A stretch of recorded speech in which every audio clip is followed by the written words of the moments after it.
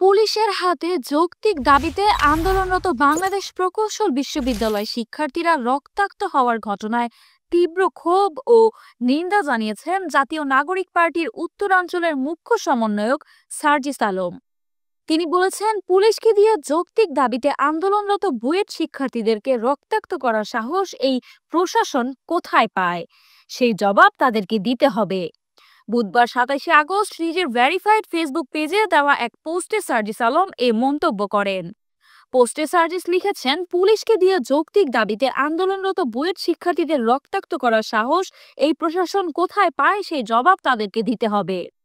তিনি আরও লেখেন, যে কোনো যৌক্তিক দাবিতে এবং সকল প্রকার কোটার বিরুদ্ধে আমাদের অবস্থান সবসময় জারি থাকবে।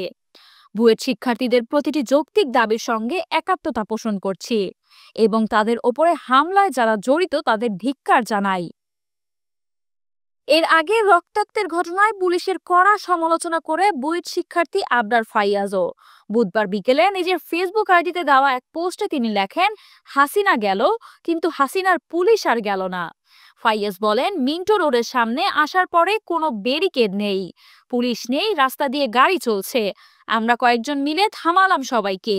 ছবির ভদ্রলোক ডিসি মাসুদ আলম এসে ২০ ব্যাচের এক ভাইয়ের গলা চেপে ধরলেন, বেশ কয়েকজনকে ঘুষি ও লাঠি দিলেন পেছন থেকে এসে।